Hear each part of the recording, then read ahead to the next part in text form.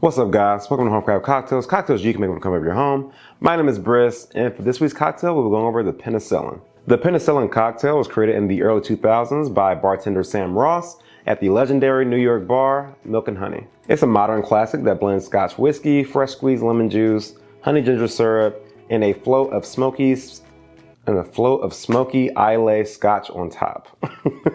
Inspired by the medicinal vibe of its ingredients, ginger, honey, and lemon, it was cleverly named after the famous antibiotic. The drink helped usher in a wave of creative whiskey cocktails and cemented Ross as a key figure in the craft cocktail revival. And now with that brief history lesson out of the way, let's get down to making the drink.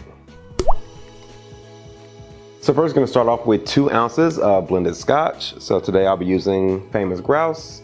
You can get this on the shelf for about 20 to 25 bucks. It's relatively cheap, especially in the Scotch world where it's usually expensive.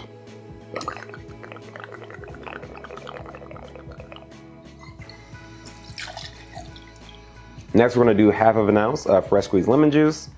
I will point out that the recipe I'm going off of, which is from liquor.com, actually calls for 3/4 of an ounce, but I will explain why in the next step.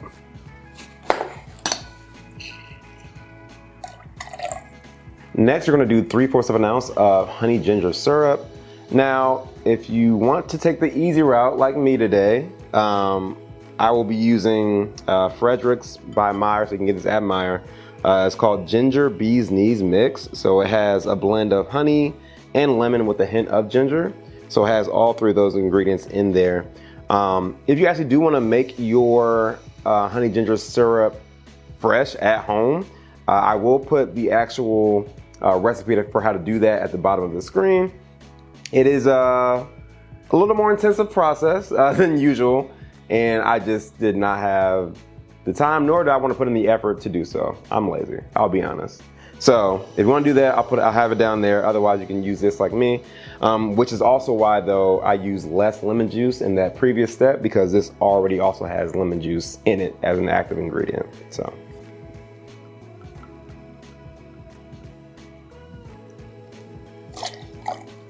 Next, we're going to fill our shaker with ice, shake for about 10 to 15 seconds, and then strain into a rocks glass with fresh ice. And I'm going to go ahead and use one of my block cubes from my rocks glass. And I just use the block ice just because I like the way it melts better and the way it looks, but if you just happen to have regular ice, that's just as fine.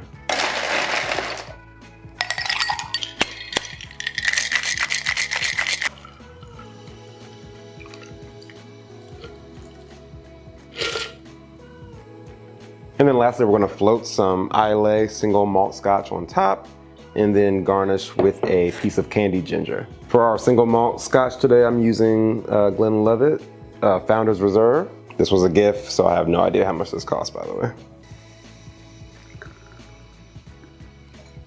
You want to do roughly 1/4 of an ounce for your float, but I just kind of eyeballed it. Take a piece of candied ginger like that and put a pick through it.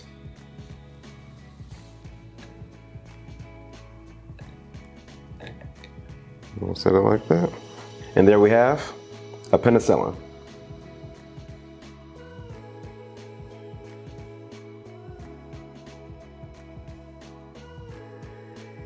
All right, now we have our drink. Let's give it a taste. Ooh. Definitely got that float on top of that single malt. Man. Oh, and that also, I will point out, that is how the drink was meant to be drank. It was by design that it's not to have a straw, so that you get that single malt, punch in the beginning. You have that smell of not only the drink itself, but also the candied ginger that's sitting on the top also. So the smell adds to the whole tasting experience.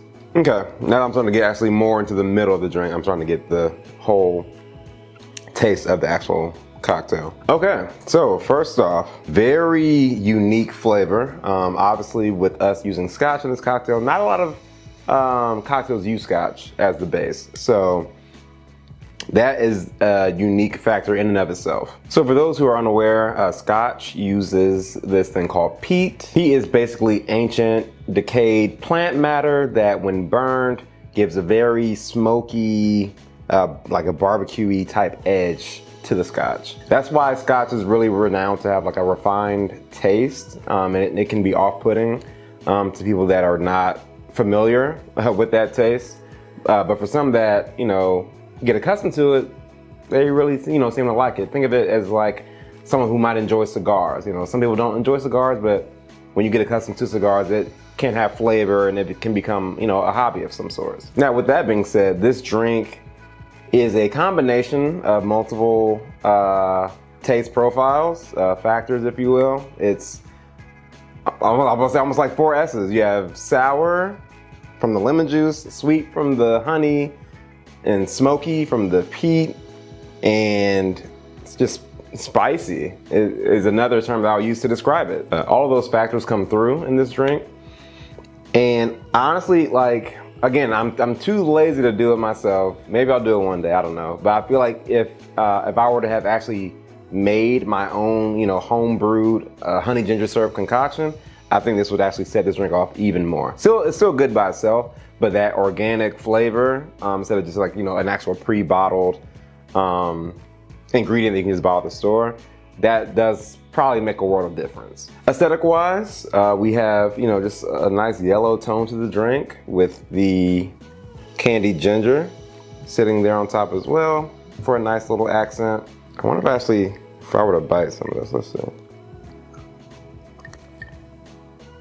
Okay, yeah. Yeah, don't be afraid to actually use that garnish, and like actually bite into it and then drink the drink with it. It's almost like, taking a bite of an Oreo and drinking milk. But yes, the drink is bold, but it is balanced. It's not too much of anything. It's not too sweet. It's not too smoky. Not too citrusy, sour. It's bold, like I said, smoky, but balanced. With that being said, guys, thank you so much for watching this week's video. I'll catch you next week for the next round. Peace.